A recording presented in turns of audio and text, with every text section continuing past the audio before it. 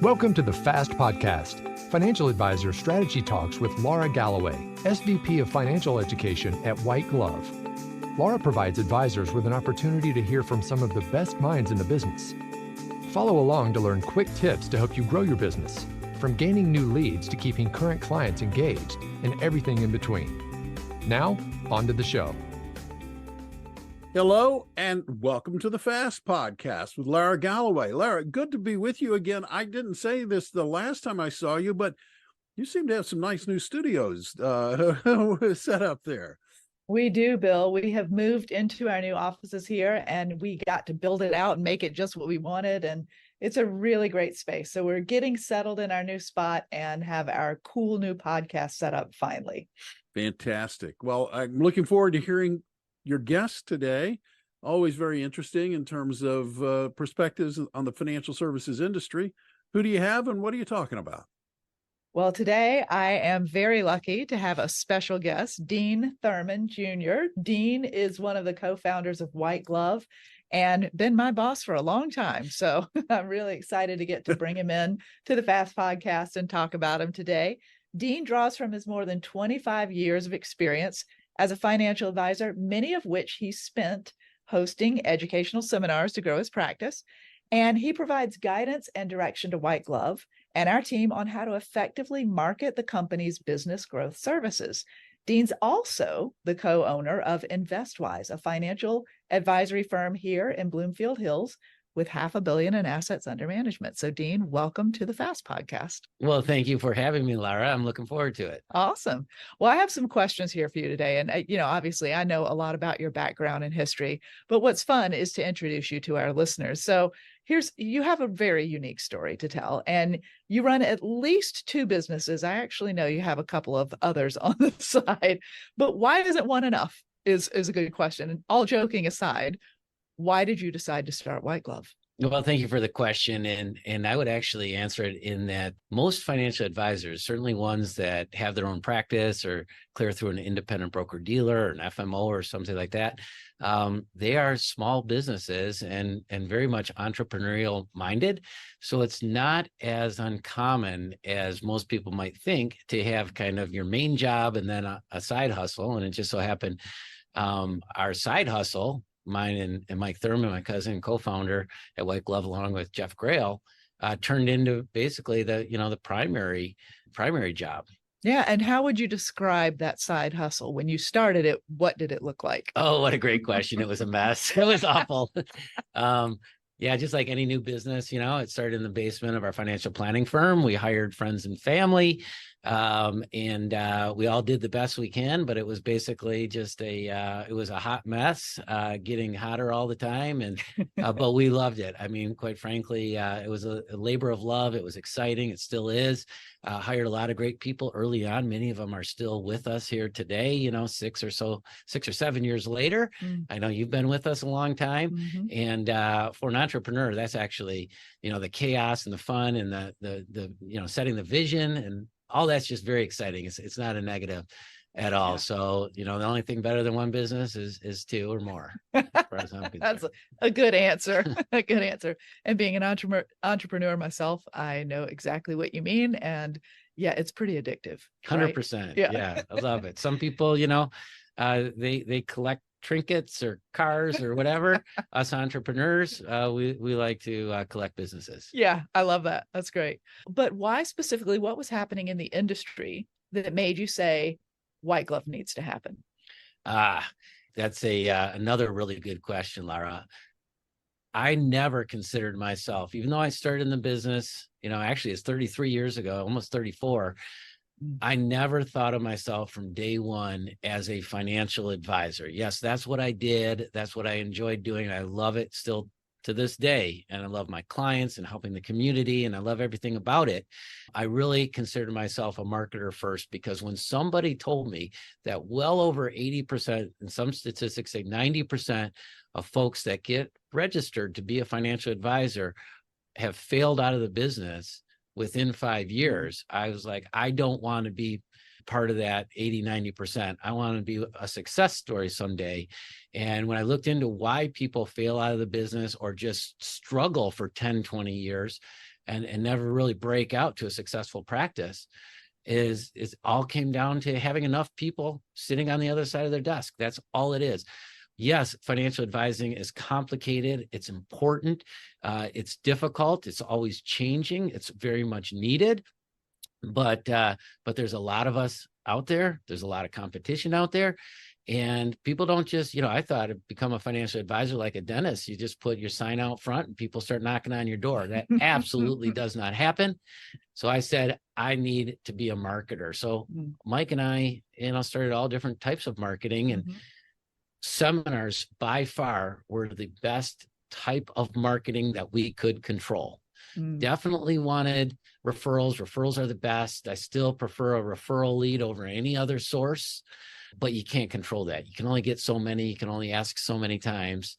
And, but no control over when they come in either. No control when they come in or the pace of it. Whereas, hosting a podcast or a radio show or billboards or what I like, which is seminars, you can kind of control that flow a lot better and can control how many people gets to hear your message and gets to hear about, your services and what you offer. And all the other things that you mentioned too, I mean, doing the podcast or whatever other things, TV that we see our advisors doing, other lead generating type events.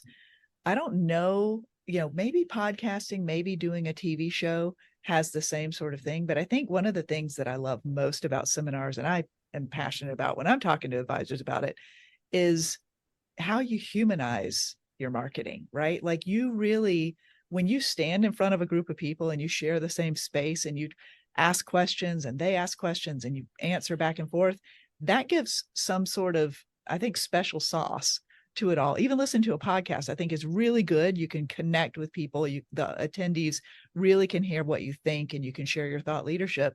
But in a seminar, you're actually getting that chance to really communicate and engage with people. And I think that's super special and really kind of key to the growth that you had in your firm, right? Yeah, we grew from day one, doing seminars way back in the day, just with, overhead projectors and just very basic stuff. But at the end of the day, we are in the people business. There are no successful financial advisors that aren't good with people and connecting with people.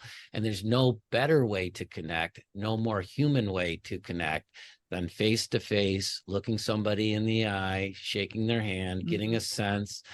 That's not to say that webinars and podcasts and even virtual meetings with your clients aren't very good and that there isn't a place for that. There is, and that really helps you scale. But at the end of the day, I think most financial advisors prefer to be in the same room with somebody, getting to know them, while the prospect or the attendee gets to know the advisor. Yeah, it's hard to beat for sure. And like you said, everything else virtual has its place, especially for scale, but it's hard to beat the in-person. So just thinking more about growth strategies that you guys have tried. And again, you created a seminar marketing company because you tried a bunch of different things. You found that this worked for you. What are some other marketing tactics or strategies that you tried that didn't work? Well, like every entrepreneur, your failures outnumber your successes. Yeah, let's hear those. Easily, good story, right? 2 to 1, 3 to 1. Ours are at least 10 to 1 of failures. In fact, you may not know this, Lara, but we actually for a long time had a fail board, and it was one of the things I was most proud of at our office at InvestWise. All the different marketing things that everybody has tried and we've failed. One of the and I also like another phrase, which is none of us is as smart as all of us. So at one point I gave we have 10 advisors at InvestWise now, and I put everybody in teams of 2, gave each pair a $5,000 budget to just try something new, something we've never tried before, right? So smart. And I said, the only thing is it can't be marketing to your existing clients, and it can't be something we tried already. And indirectly, that's actually what started White Glove. So that was a success. The other 4 failures were everything from we tried to engage with certain estate planners and networking there, CPAs. That didn't work very well for us. We tried something, it might still live out there somewhere, called Wise Watch, because we're InvestWise Financial. Wise Watch was proactively managing people's 401ks. I remember doing all the marketing for that, launching it, and me and Mike sitting by the phone waiting for it to ring at 8 o'clock in the morning, wondering if we had enough phones. It was like the Charlie Brown special where he goes out to the mailbox on Valentine's. Did you have enough phones? Right. Oh my God, what a great question. 0 calls, 0.0. And that's all right, because just like Thomas Edison, when he was asked, what did it feel like to fail 10,000 times when you're trying to invent the light bulb? And he says, I didn't fail 10,000 times.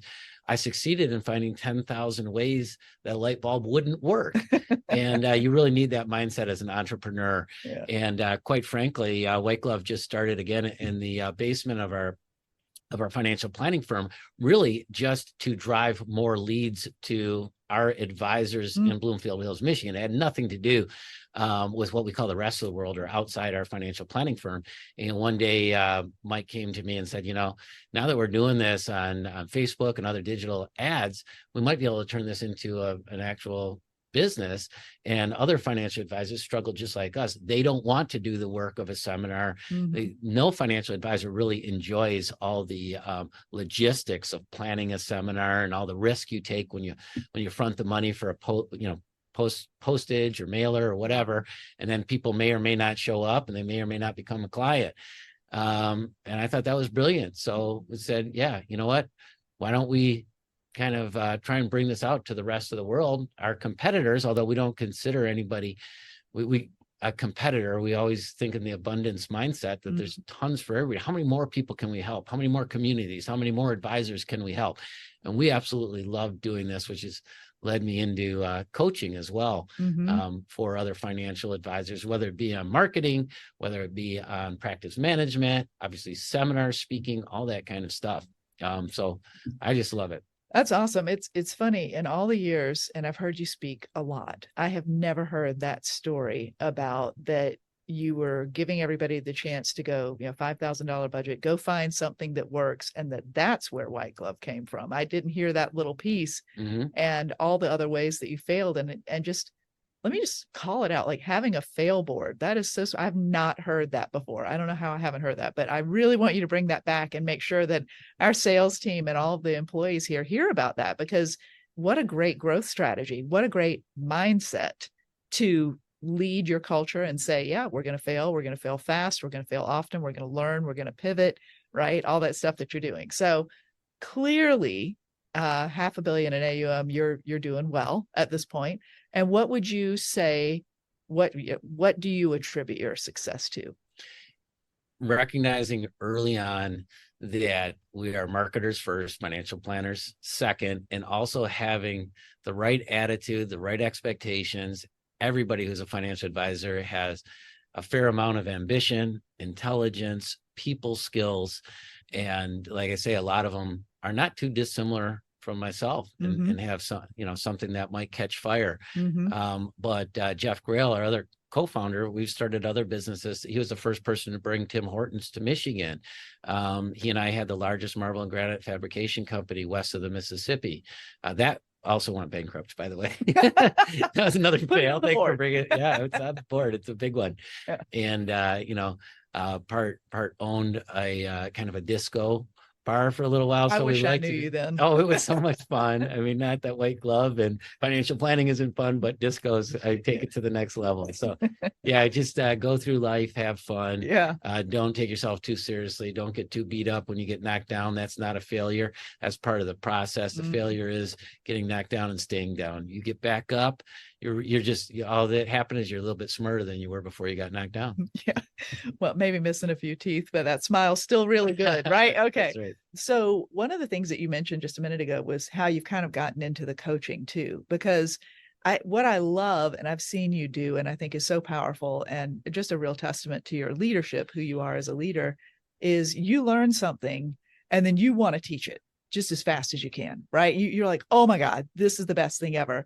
And one thing I've been hearing you go off about quite a bit, and I think all of us are kind of drinking the Kool-Aid on this, is estate planning, and how you did not really perceive estate planning as something that you should be doing as a financial advisor, but you flipped the switch You started hosting these workshops, and I think I've heard you say that has been a big key to your growth in maybe the last year or so. Is that a fair statement? That's a very fair statement. I want to give a shout out to you and my dad, Dean Thurman Sr., who originally came up with doing some seminars with a topic of estate planning. Of course, at that time, we were looking at doing estate planning seminars hosted by attorneys. Yeah. And then through trial and error and innovation, at some point, I realized, you know what? I do as much or more estate planning for my clients than an attorney does. The attorney does the administrative part of it, the documents, if you will. Mm-hmm. But there's so much more to estate planning when mom and dad think about leaving money to the next generation. They think about it really in two pieces, not just one. They don't think of it as just reducing family friction through documents, Mm-hmm. which is very important. Wills, trust, durable power of attorney, that type of thing. That's the documents, and it does reduce family friction. But they also want to reduce family taxes. They want to disinherit their least favorite relative, their Uncle Sam, and leave as much as possible to the next generation. And every advisor listening to your podcast right now speaks to their clients about maybe converting some of their IRAs or 401k to a Roth, or what a stepped up cost basis means for their appreciated Apple stock, and why you shouldn't use that stock to remodel the bathroom because mom and dad pay taxes on it. But if you leave it in your portfolio at death, your kids don't pay federal income taxes on it. So we strategize all the time. And those are just two examples of about 10 on our seminar, where we talk about how a financial advisor does a lot of estate planning for mom and dad or grandma and grandpa through estate planning strategies. Yeah. So that was a big innovation that has been a big growth factor for both InvestWise and our advisors there, and they're killing it with estate planning, and they're helping a lot of people with estate planning. But also White Glove, that's become our hottest topic. Our most popular is still taxes in retirement, but estate planning is catching up. And I haven't coached one financial advisor yet that started out thinking of himself or herself as an estate planner or estate planning strategist at the beginning of the call. But by the end, they're like, heck yeah, actually, I do help the next generation. I do talk about Billy and Susie inheriting the money tax-free in a Roth, or stepped up cost basis, or tax bracket management for mom and dad are in the 12% bracket, whereas Billy and Susie are in the 24% bracket. So how can we arbitrage that and keep the most money in the family and the least amount going to Washington, D.C.? So that's a very exciting new topic that I'm coaching on right now. I see the passion coming alive when you talk about it. And it's true. It's such a mindset shift, right? You had to make that mindset shift. And then you turned around and started preaching like crazy to everybody to get more financial advisors on board. So such a great thing. And I love, the fact that you do get on the phone and coach our clients and help them when they're not sure, and you're sharing everything that you know as fast as you can. And, one of the things that I think is important is to talk about how you leverage your work as advisor. We're kind of anecdotally hitting it here, but how do you see it, Dean? How do you leverage your work as an advisor when you're consulting and, growing us here at White Glove? Yeah. So as we mentioned a couple of times, Mike and I are also the founders of InvestWise Financial. We were just, two guys with a couple of assistants starting. And now, there's 25 people that work there, over 10 advisors. Not everybody has to grow that way through seminars. You can just grow your own personal practice through seminars. We chose to go with the sub rep route. But what that has allowed at White Glove is for myself and my advisors to be the test track. That's what I tell them, but internally here we call them the guinea pigs, for all of our new ideas, whether it's idea from you or from any of our other folks that work here. We'll try anything at InvestWise. We'll vet it out. We'll fail fast. We'll put it on the fail board, but we don't bring anything out to the rest of our hosts or the rest of the world until it's actually been vetted out and optimized. Estate planning has actually been around for maybe 3.5 years, but it was just in the last year, maybe even 6 months, that I felt passionate about it, and that we really have it as a well-oiled machine. So it takes that long before something can, something that starts out as a thought can really really mature and evolved to the point where we feel comfortable recommending it and training on it to other folks out there. Well, and you're doing other topics. You're not, I know you're testing a lot of different topics. Our clients come to us and ask us, can you do a topic on RMDs? Can you do a workshop on divorced women? Can you do a workshop on annuities? I get that question all the time. Love that question. And we say, well, we have to test those topics out. And when we say that, it's good for the people listening to know that you guys are the ones testing it, right? Like you're doing all of that hard work and being willing to go and try something out. And sometimes you show up and it's not the best topic. It doesn't go as well. And sometimes it does, right? Yeah, totally. And, there's a few pieces to that recipe to success. Certainly if I was in front of a group of people that wanted to talk about annuities, that would go very well for me. But we also have a marketing department. Are they able to set out the right message to get the right butts in the seats, the high quality folks with, a decent amount of investable net worth that want to hear that message? Yeah. There is there's nuances to having a retirement seminar and that resonating with people, whether it's taxes and retirement, Social Security, or estate planning, making sure that you check all the boxes and talk about the things and fulfill the promise of our marketing, but also have that conversation about, hey, we're talking about, let's say, taxes and retirement. Well, there's a lot that goes into there. Now we're talking about retirement income planning, because in retirement, you're taking income. And when you take income, you can take it from 3 different places, right? A pension, Social Security, and personal savings. So let's talk about the taxation on those.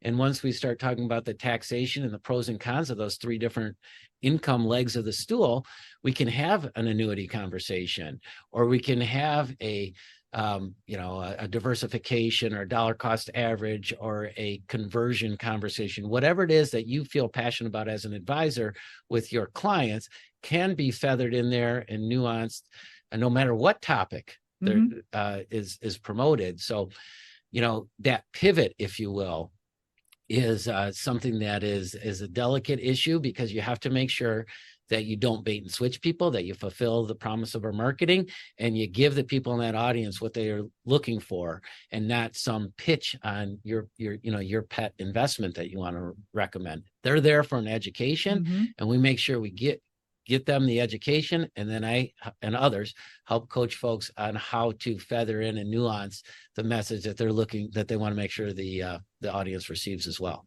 So good. Yeah, absolutely. So what's a piece of advice that you would give the financial advisors listening to us today if they want to grow their business and all the things that you've tried? What would you recommend? First, define growth, right? Because growth can mean a lot of things. It can be an individual person that simply wants to have 50 million or $100 million under management, keep it small, maybe just have one assistant or maybe even no assistants, maybe a spouse or adult child, maybe that comes in there and helps them out. And they might be looking for growth of their freedom and growth of their personal time. Such a good point. So if they have a bigger, more automated practice that they build through seminars, that might be, success and growth to them. Whereas somebody else might want to hire a sub rep or 3, or like we have 10. So define that first. Do you want to be kind of a solo practitioner, maybe one partner or so, or do you want to really build a business around your practice? And once you decide that, seminars are almost always the answer to get you to that point, because you need people sitting in the chair across from you to get to that point. So I would recommend defining the growth and what they want to be first, and then setting out a plan to get there. And if you decide to grow by having several different advisors, it's a whole nother can of worms, but it's a great way to build a real business if you have that itch. And I can also help coach on that. And there's plenty of information out there on how to manage, expenses, payouts, non-competes, conflicts of interest, all those types of things. So I've been there and done that. Many others have as well, but make sure that you talk to somebody that's been there and done that before you do it yourself. I originally just wanted more time in my life. So when I did seminars and I got to a certain place, I could just kick back. And that's exactly what I did. I happened to live on a little lake, and I was about 30 years old, and I had enough AUM to only work 20 hours a week or so. And in the summer, I'd go out there on the lake. Nobody was there. There was housewives and retired guys. And after a week and a half of that, I realized they're not really my peers. It was fun, but I got to get back to work. And so what I thought I wanted turned out to be not at all what I wanted. I feel retired now. I love what I do so much now. I don't feel like I work a day in my life. And I watch you bouncing back and forth in between several businesses all day. So that must be amazing that you found the right kind of job, the right kind of work. Yeah. I love it. That's great. That's awesome. I can tell. Well, I guess it's time to wrap it up. And our last question, Dean, is always, how do you define success for yourself? Happiness. Happiness for yourself, happiness for your friends and family, helping others. I mean, that's true happiness, right? And what's so awesome is all of your listeners picked what I consider is the best career on the planet. It's better than being a rock star. It's better than being a trust fund baby. Things that most people would love to say, a category they fall into, because you can completely control your schedule, your income, how you want to build your business. You can take time off to see your kids' Little League game anytime you want. A lot of us don't have to ask their boss for that.